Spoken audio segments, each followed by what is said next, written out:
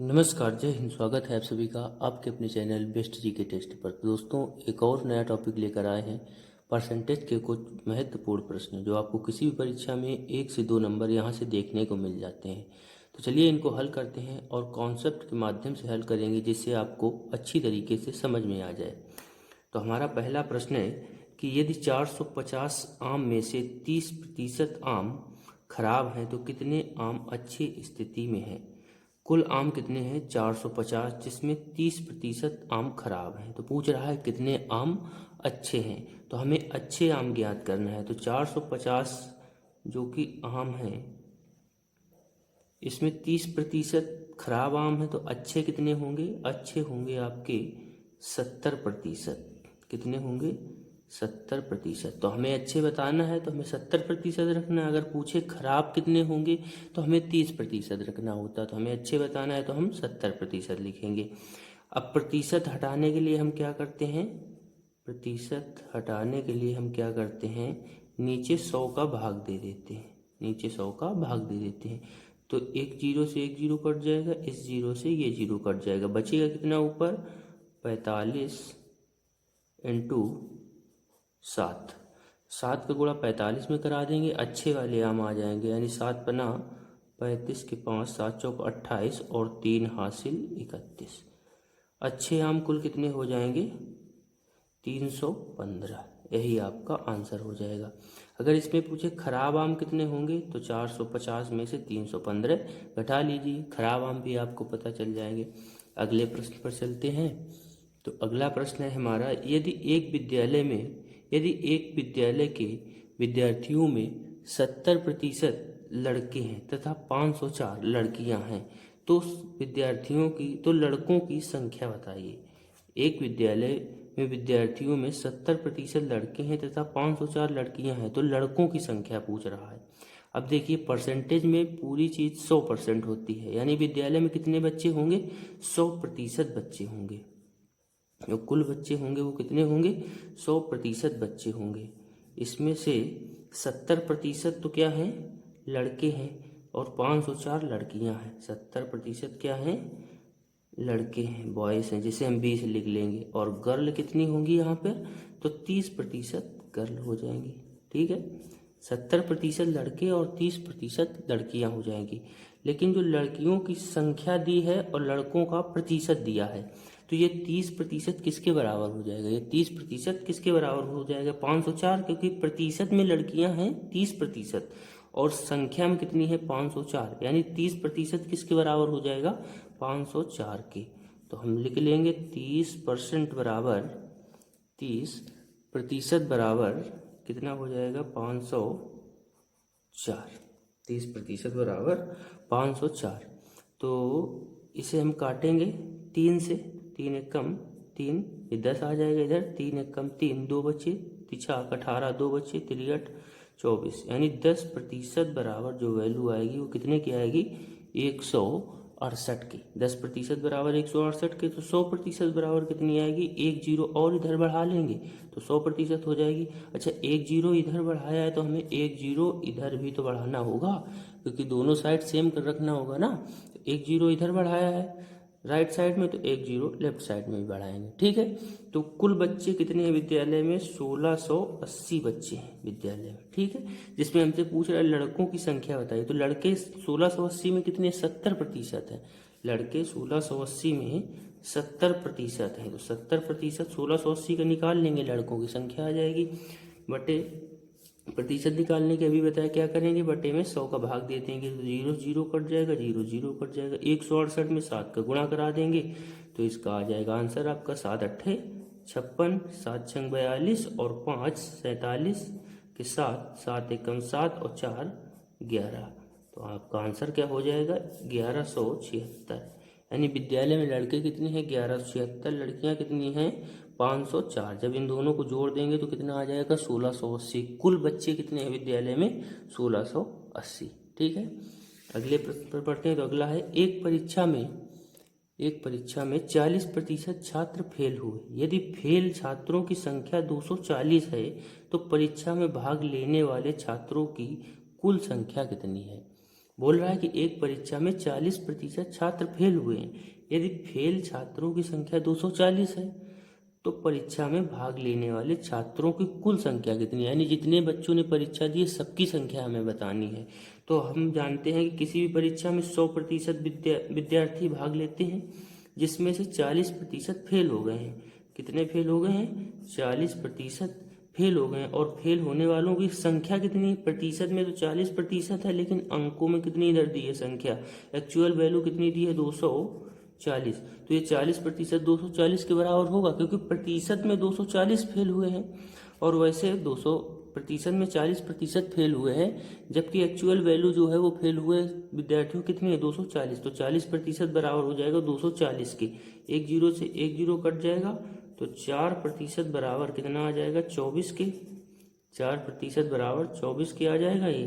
तो 4 एकम 4 और 4 छम 24, यानी 1% की वैल्यू कितने की आ जाएगी? 6 की। तो 100% की वैल्यू कितनी आ जाएगी? अब जो 2 जीरो इधर बढ़ाए हैं तो 2 जीरो हमें इधर भी बढ़ाने होंगे। इधर कितना है? 6 है, तो ये हो जाएगा आपका 600। यानी विद्यालय में कुल कितने विद्यार्थियों ने भाग लिया था परीक्षा देने के लिए? तो 600 विद्यार्थियों ने भाग दिया था। अब यदि पूछे कि 240 तो फेल हुए हैं, पास कितने हुए होंगे?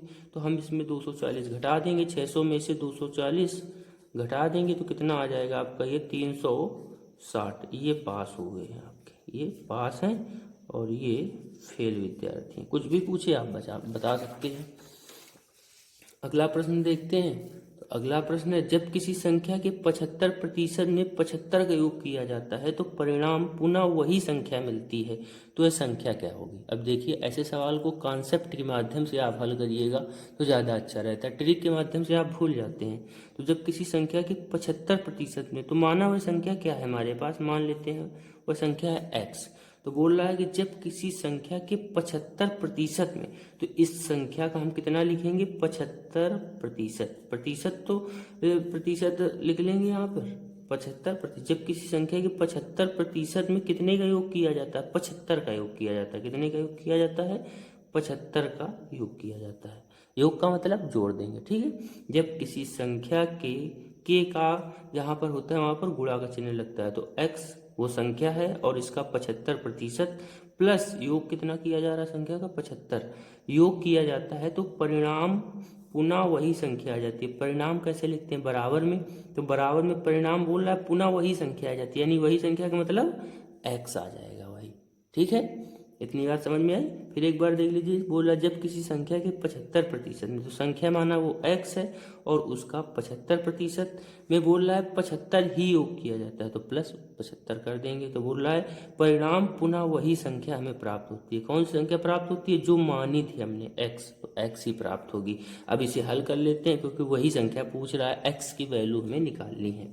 तो x गुणे 75, ये प्रतिशत है तो हटाएंगे, नीचे 100 लिख देंगे, प्लस 75 बराबर x है।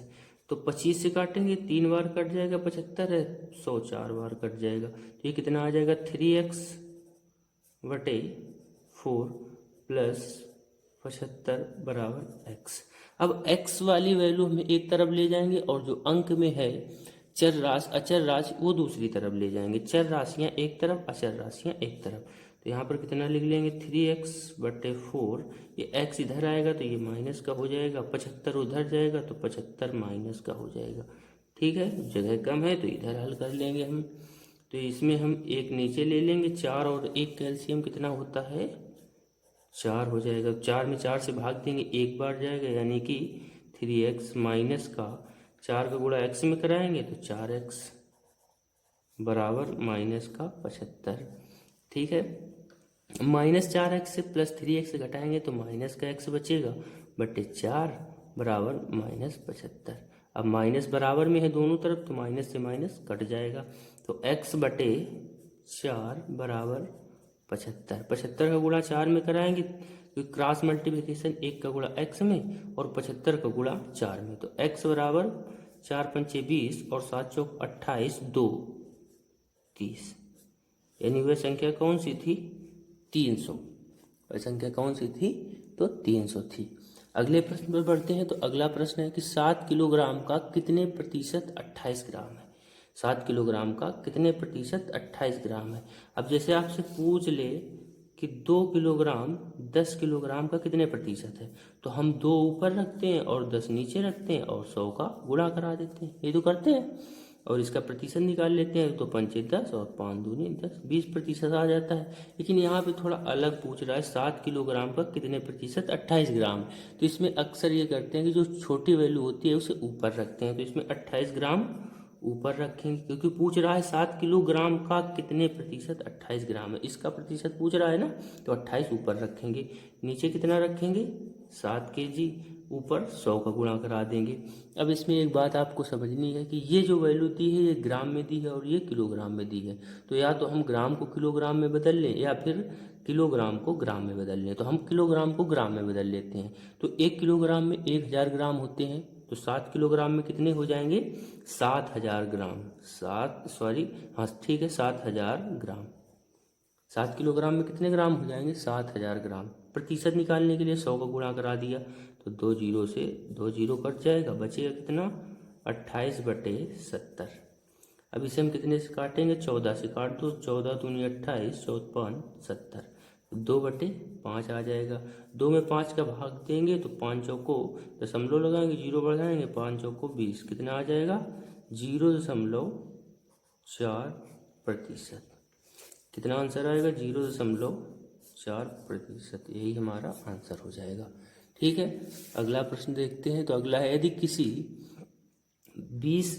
20 किसी संख्या का 25%, यदि 20 किसी संख्या का 25% है तो उस संख्या का 40% कितना होगा। बिल्कुल आसान है, बोल रहा है यदि 20 संख्या है और उसका प्रतिशत जो है वो 25% के बराबर है। जो संख्या 20 है वो कितने के बराबर है 25% के बराबर है, तो हम इसे लिख लेंगे 25% बराबर, ये कितने के बराबर है 20 है, क्योंकि ये 25% के बराबर है, सॉरी 20 लिखना है यहाँ पर 20। ठीक है, तो 25% बराबर 20 के, तो 5 से काट देंगे, 25 25, 5 को 20, यानी 5% बराबर आ जाएगा आपका 4। तो 40% पूछ रहा है। अब पहले कितने गुणा कराएंगे 5 में कि 40% की वैल्यू आ जाए, तो हम इसमें 8 का गुणा करा देंगे, 8 45 होता है। अच्छा, ये इधर 8 का गुणा कराया तो इधर भी 8 का गुणा कराएंगे। ठीक है, ये मैथ का नियम होता है कि अगर इधर हमने 1 जोड़ा है तो इधर भी 1 जोड़ेंगे। ठीक, तो 8 40% आ गया ये, और 8 चौको 32। तो जो संख्या 25% थी और उसकी वैल्यू 20 थी, वही संख्या 40% की वैल्यू कितनी होगी 32। ठीक है, तो ये रहे कुछ आसान से सवाल। एक वीडियो आपको पसंद आया हो तो वीडियो को लाइक कर दें और चैनल को सब्सक्राइब जरूर कर लें। अगला वीडियो आपको किस टॉपिक पर चाहिए कमेंट जरूर कर दें। वीडियो देखने के लिए आप सभी का धन्यवाद।